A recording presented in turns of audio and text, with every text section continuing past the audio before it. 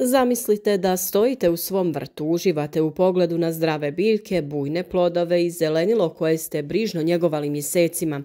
Sve izgleda savršeno, ali pod tim lišćem u sjeni stabljika ispod listova krije se tihi, ali moćni neprijatelj. Smrdibube. Nisu glasne, ne grizu vas, ali polako i sigurno uništavaju sve što ste stvorili. Ako niste ranije upoznali ovog neprijatelja, vrijeme je da se pripremite, jer kada ih primijetite, možda je već kasno.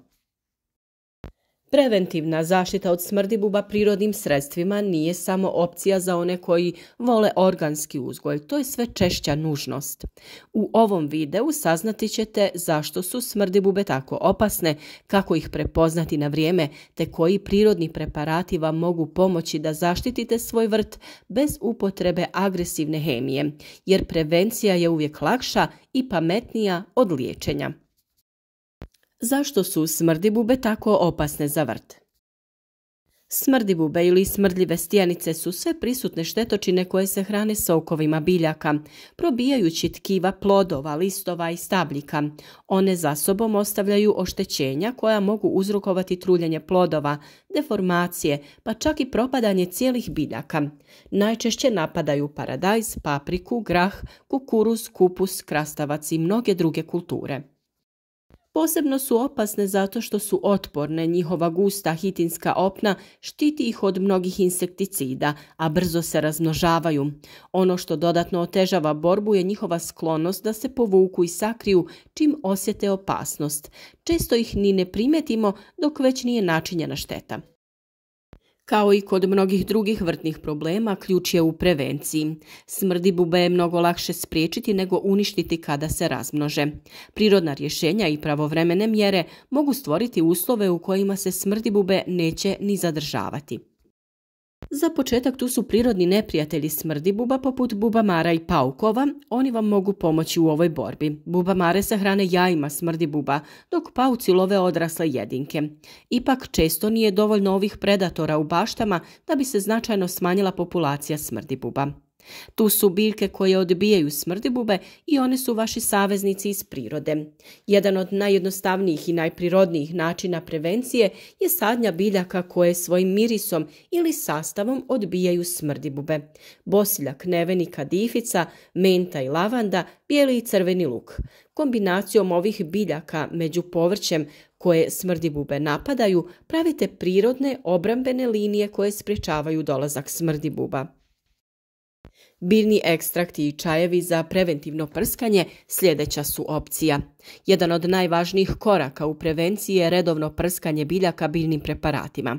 Ovi prirodni preparati neće naštetiti korisnim insektima, ali će smrdibubama stvoriti neugodne uslove. Sapunica se priprema tako što se 300 grama sapuna otopi u 10 litara vrele vode. Ova otopina ubija smrdibube i pomaže u smanjenju broja njihovih larvi. Probajte potražiti neki blagi ekološki sapun. Ukoliko možete pronaći bršljan, napravite sami prirodni sapun. 100 grama svježeg lista bršljana, najbolje starijeg, usitnite i stavite u lonac sa 1 litrom vode. Pustite da proključa, a zatim kuhajte na laganoj vatri 15 do 20 minuta. Ostavite da se potpuno ohladi. Procijedite tekućinu i prskajte po biljci, to jest listove sa gornje i donje strane, u ranim jutarnjim ili večernjim satima.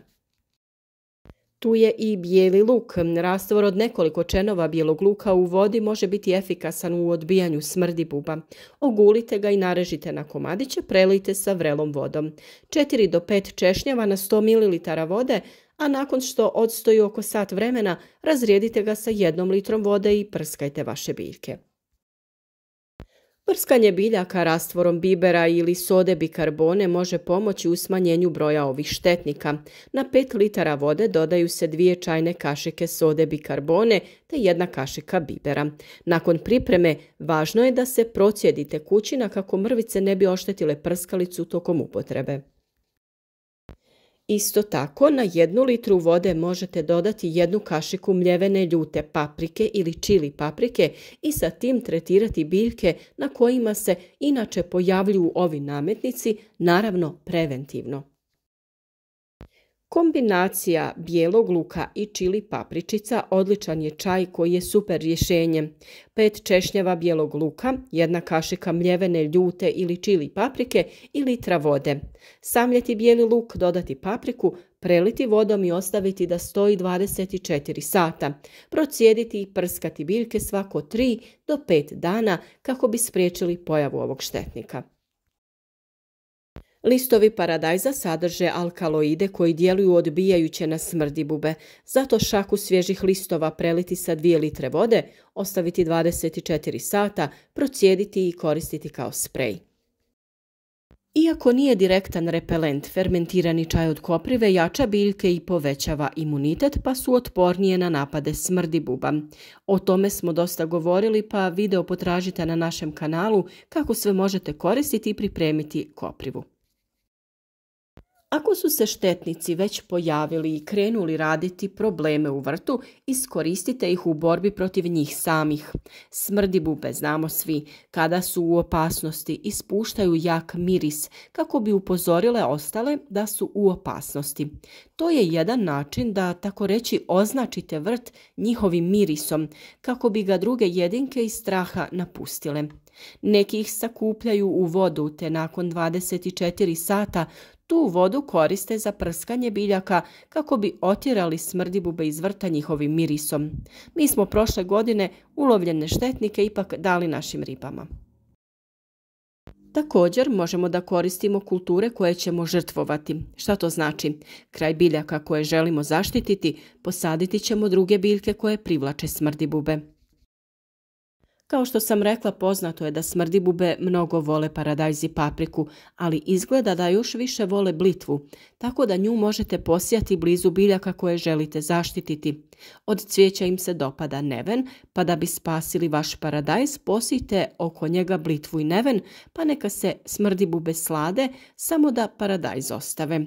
Onu blitvu koju ćete ostaviti za konzumaciju posijte na drugo mjesto.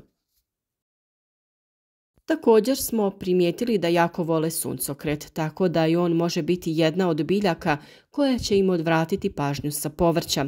Osim što je ukrasan, što daje dozu šarenila vašem vrtu, a i od njega dobivamo ukusne sjemenke, on nam je savršen saveznik za okupljanje smrdibuba.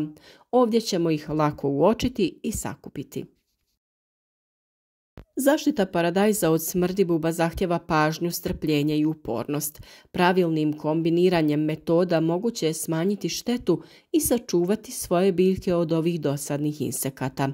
Naravno, vrlo je važno da sa zaštitom krenete na vrijeme pri prvoj pojavi smrdibuba, a još bolje preventivno ukoliko ste već nekada imali problem sa ovim štetnikom. Postoji i opcija barijera i fizičke zaštite, zaštitne mreže koje ćete postaviti preko kultura poput kupusa, paradajza i paprike mogu spriječiti direktan kontakt sa smrdibubama. Tu je i opcija reflektirajućih traka i aluminijske folije. Sjaj reflektirajuće površine dezorijentira štetočine i smanjuje njihov dolazak u vrt. Možemo također postaviti zamke za nadzor i smanjenje populacije. Iako se ovdje fokusiramo na prevenciju, ponekad je korisno znati koliko je smrdibuba prisutno. Možete izraditi jednostavne zamke. U posudice naspite jabučni ocat i nekoliko kapi deterdženta i privući ćete smrdibube koje će se tu utopiti. A svjetlosne zamke, smrdibube vole svjetlost, pa postavite svjetlo iznad posude sa vodom i sapunicom u večernjim satima. Kada ih ne vidimo, smrdibube se skrivaju u korovu, na rubovima gredica, ispod dasaka i kamenja. Redovno uklanjanje korova, košenje trave i čuvanje vrta urednim smanjuje broj mjesta gdje se mogu zadržavati i razmnožavati. Često kažemo da je dobro prihranjena biljka jaka i otporna biljka i zato je najvažnije jačati njenu otpornost. Zdrave biljke su manje privlačne smrdibubama. Redovno prihranjivanje prirodnim sredstvima poput kompostnog čaja, ekstrakta, gaveza, rastvorom vode i drvenog pepela, rastvorom sirutke ili mlijeka pomoći će biljkama da same razviju otpornost. Sve o jačanju i prihrani biljaka imate na našem YouTube kanalu. Priroda pomaže ako znamo kako je slušati. U borbi protiv smrdibuba priroda je naš saveznik. Umjesto da odmah posegnemo za agresivnim sredstvima koja uništavaju i korisne insekte i tlo i okoliš, možemo promijeniti pristup. Prevencija, biljne barijere, prirodni repelenti i redovna njega čine razliku između vrta koji je napadnut i vrta koji blista zdravljem. I zapamtite, najopasniji neprijatelj je onaj koga ne vidimo dok ne bude prekasno. Zato djelujte na vrijeme. Vaš vrt će vam biti zahvalan.